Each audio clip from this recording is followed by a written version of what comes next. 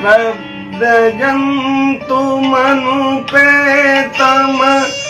प्रेतकृत्या द्वैपायनो विरह कातरुआजहावा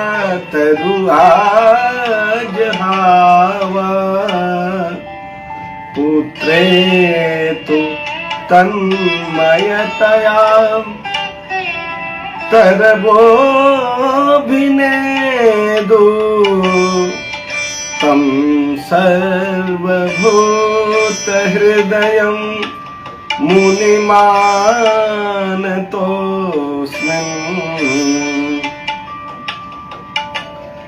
आनंद कंद भगवान श्री कृष्ण भगवान की महती अनुकंपा से श्री नारद जी कैलाश पर्वत पर पहुंचे हैं। भगवान शंकर परम आनंद स्वरूप अपने आसन पर विराजमान होकर के भगवान का भजन चिंतन कर रहे हैं। भवानी अपने कार्यों में, गृह कार्यों में लगी हुई हैं। नारद जी के आगमन से ही इतनी प्रसन्न हो गई, सुंदर आसन दिया, पैर प्रक्षालन किया और सुखपूर्वक नारद जी जब आसन पर विराजमान हुए, उसी समय नारद जी के द्वारा भगवान की कथा प्रारंभ हुई।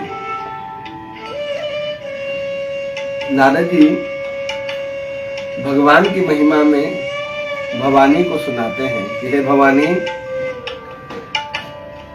भगवान शिव नित्य प्रतिदिन राम राम का नाम सतत शिव राम के स्वरूप का ध्यान करते हुए पुनि पुनि राम राम दिन राति सादर जपहि अनंग अराती। नित्य ही भगवान के नाम का उच्चारण करते रहते हैं और नाम की महिमा को क्या बताऊं भवानी, लेकिन इनका स्वरूप ऐसा है। भगवान शंकर जब विराजते हैं तो उनके जटाओं में गंगा की धारा, गले गंगा जमुना चयत्र की बात विशेषता सुनाते हैं। उसी समय भवानी ने नारद जी से प्रश्न किया कि भोले बाबा मुंडों का माला क्यों धारण करते हैं। ये बात सुनकर के नारद जी को बड़ा आश्चर्य हुआ। अरे भवानी, आपको ये नहीं पता कि भगवान शंकर मुंडों का माला धारण कर रहे हैं? भूत भावन परम पावन। भवानी ने कहा कि इस रहस्य को मैं नहीं जानती। ये बात सुनकर के नारद जी अपनी वाणी को विराम किए कि हे भवानी, आज की कथा तो मैं यही विराम करता हूं। आगे कभी मैं कथा सुनाऊंगा, लेकिन इस रहस्य को स्वयं आप भगवान शंकर से पूछना। और उसी समय नारद जी नारायण नारायण कहते हुए सीधे अपने धाम को पधारते हैं। उसी समय भवानी नारद जी को विदा करती हैं, अपने कार्यों में लग गई। इतने में भगवान शंकर नारद जी के जाने के बाद घर में प्रवेश करते हैं। भवानी ने भगवान शंकर से प्रश्न किया कि प्रभु, आप गले में मुंडों का माला क्यों धारण करते हैं? ये मुंड किसके हैं? भगवान शंकर बोलते हैं कि हे भवानी, तुम्हारे प्रति मेरा जो प्रेम है वो प्रेम का प्रतीक ही मुंडों का माला है। जब जब तुम शरीर छोड़ती हो तो छोड़ने के बाद तुम्हारे मुंड को ही मैं माला में पिरो करके धारण करता रहता हूं। भवानी ने कहा कि प्रभु, आप कौन सी बूटी पी रखे हो कि आप सर्वदा बने रहते हो, आपका आवागमन नहीं होता और मेरा आवागमन होता है। तो भगवान शंकर ने कहा कि हे भवानी, मैंने भगवान की अमर कथा श्रवण कर रखी है, जिसके कारण मैं अजर अमर हूं। भवानी इस बात को सुनकर के मन में जिज्ञासा प्रकट की कि हे प्रभु, मैं भी उस कथा को सुनना चाहती हूं। भगवान शंकर ने कहा कि ये कथा वही जीव सुन सकता है जिसके अंदर भगवान से मिलने की, भगवान की प्राप्ति के मन में प्रबल उत्कंठा प्रकट हो और वो नित्य निरंतर इस शरीर का जो लक्ष्य है उसको प्राप्त करने की हमेशा मन में लालसा जागृत बनाए रखे। भवानी के आग्रह पर भगवान शंकर भवानी को सीधे ले गए हैं अमरनाथ में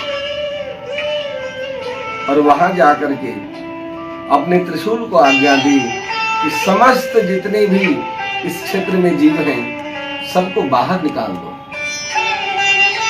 आज्ञा प्राप्त करके त्रिशूल ने वहां पे जितने भी जीव थे सबको बाहर किए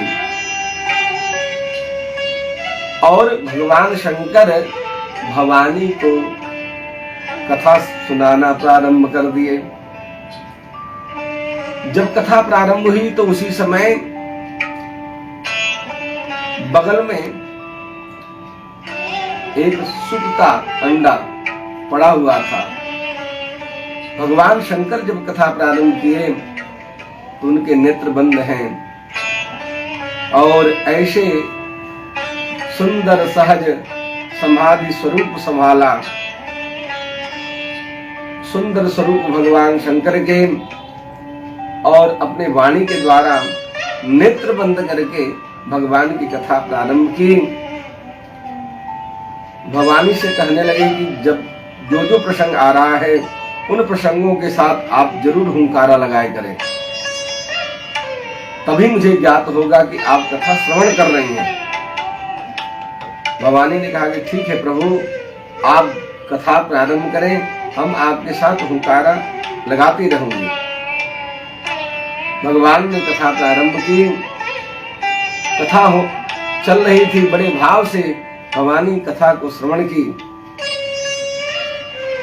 और अनेक कथाओं को, जो रसमयी आनंदमयी भगवान की लीलाएं हैं, भगवान शंकर अपने भाव में भर करके कथा सुनाए।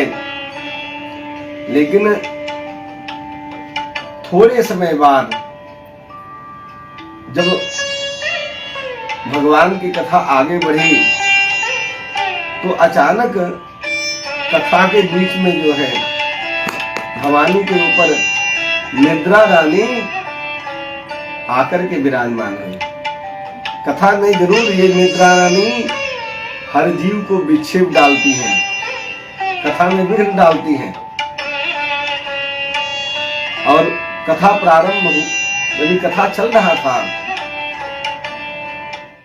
उसी समय अंडे से सुख प्रकट हुए। जो भवानी हुंकारा दे रही थी, भवानी का हुंकारा बंद हो गया और सुख अपने मुंह से ओम ओम उच्चारण करते हुए उस क्रम को बनाए रखा और कथा जब हुई विराम में गई, उसी समय भगवान शंकर ने जयकारा लगाया, बोले सच्चिदानंद भगवान की जय। और जयकारा लगाते ही भवानी की नींद खुली और भवानी ने कहा कि प्रभु आपने अभी भी क्या सुनाया? भगवान ने कहा, अरे अभी सुंदर कथा श्रवण भगवान की बाल लीलाओं का मैं वर्णन कर रहा था, ये कथा कौन सुन रहा है?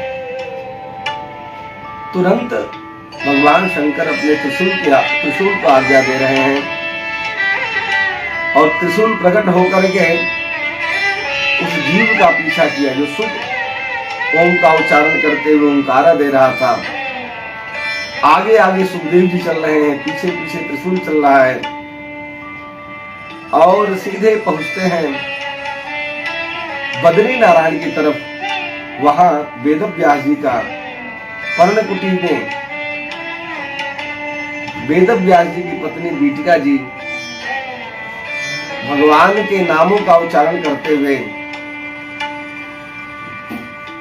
ओम शब्द उच्चारण की उसी समय त्रिशूल के माध्यम से सुखदेव जी वहां पहुंचे और उसी समय सुख मुंह के अंदर प्रवेश कर गया।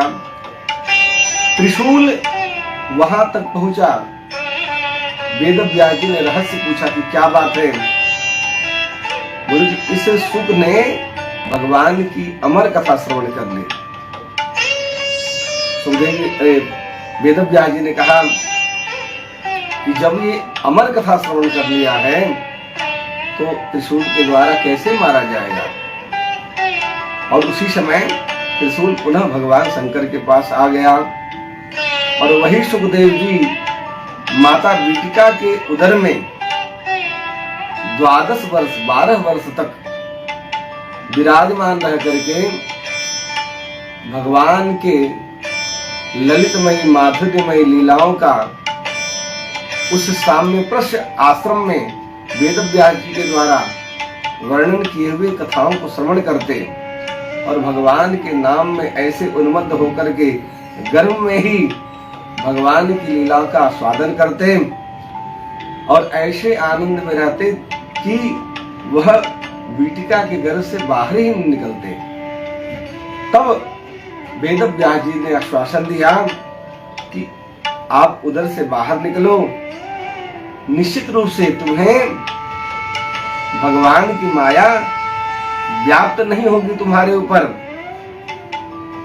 आग्रह सुन करके वही सुखदेव जी अपने मां के गर्भ से बाहर निकले हैं और सीधे जंगल की तरफ गए हैं और जंगल की तरफ जाते हुए सुखदेव जी को देख करके पीछे पीछे वेद व्यास जी दौड़ रहे हैं।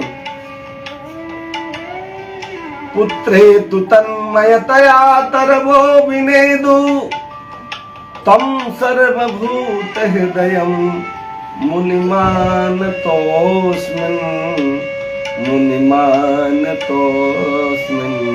बोले सुखदेव भगवान की जय।